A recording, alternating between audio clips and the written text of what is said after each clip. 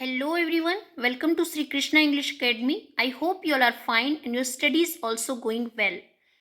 Friends, as you all know that in this series we are discussing about Canadian writers.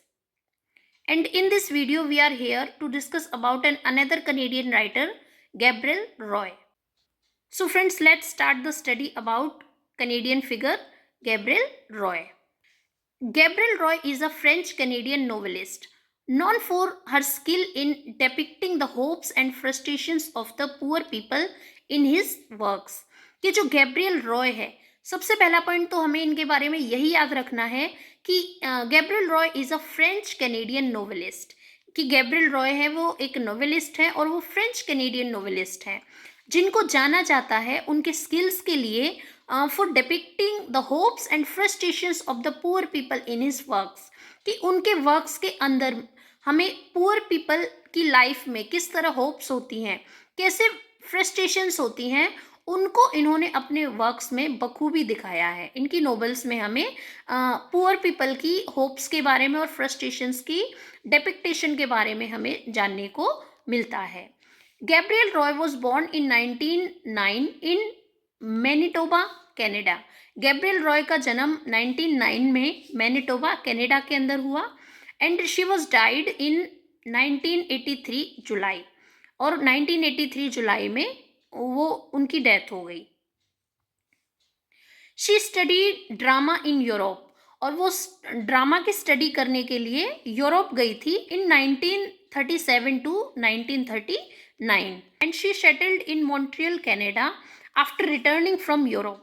और Europe से drama study के बाद में आकर के वो मॉन्ट्रियल, कनाडा के अंदर सेटल हो गई and started worked as a journalist. और एक जर्नलिस्ट के तौर पर उन्होंने काम करना शुरू कर दिया। Before this she taught in a school in Manitoba in her early days. और यूरोप अपनी ड्रामा स्टडी करने जाने से पहले वो टीचिंग करती थी मैनिटोबा के एक स्कूल के अंदर। अपनी अर्ली डेज में, अपने शुरुआती दिनों में उन्होंने कुछ टाइम टीचिंग भी की थी मैनिटोबा के ही एक स्कूल के अंदर। और जब बात करते हैं हम गैब्रियल रॉय के वर्क्स के बारे में, तो फ्रेंड्स इन्होंने अपने जो वर्क्स हैं वो ओरिजिनली फ्रेंच लैंग्वेज में लिखे हैं। उनके बाद उनको अलग अलग लैंग्वेज के अंदर पब्लिश करवाया गया। तो इनका फर्स्ट जो वर्क था उसका नाम था Bonheur d'occasion. Bonheur d'occasion, it was written in French language and in 1945 it was published in English with the name The Tin Flute. The Tin Flute English translation थी Bonior D occasion की। And the novel the tin flute shows about the life of working class people in the cities. कि cities में जो working class people होते हैं उन्हीं की life को इस नोवेल के अंदर शो किया गया है in the tin flute. And the next work is Alexandre Chenevert cashier. Alexandre Chenevert cashier, it was written in French and it was translated in English 1954 with the name The Cashier. Alexander Sinevert Cashier का जो English translation है the cashier and it was published in 1954। And the next one is La Petite Poule d'Eau. La Petite Poule d'Eau, it was published in 1950 and इसका जो English version है उसका नाम है where nests the water hen. Where nests the water hen. And the next one is Rue Deschambault. Rue Deschambault was published in 1950 और इसका जो English version है उसका नाम है Street of Riches. Street of Riches, it is one of the important work written by Gabriel Roy and the Street of Riches deals with isolated rural life of Manitoba. Manitoba के लोगों की जो isolated rural life है उसको इस novel के अंदर show किया गया है in the street of riches. And the next work is La Route de एल्टामोंट।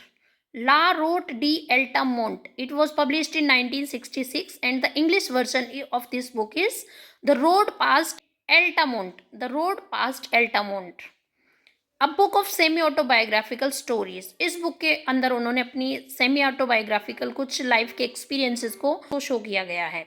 Life के एक्सपीरियंसेस को as the form of stories इसके अंदर शो किया गया है। It is a short story collection, the road past Altamont, a book of semi autobiographical stories.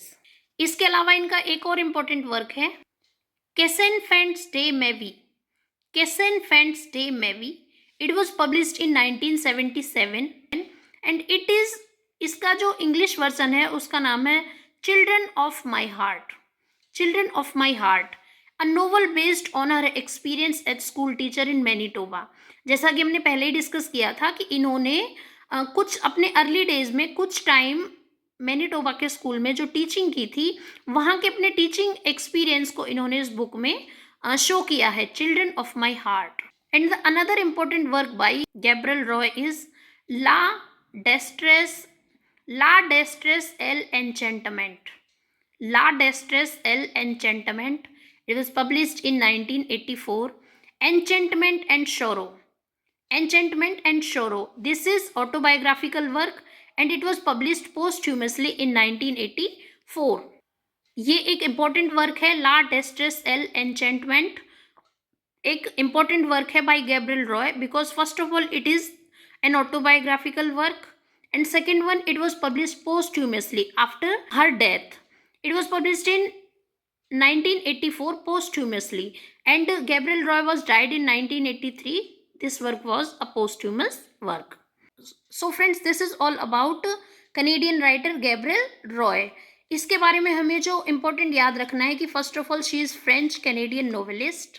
I hope you all are enjoying the series of Canadian literature and it is maybe beneficial for you.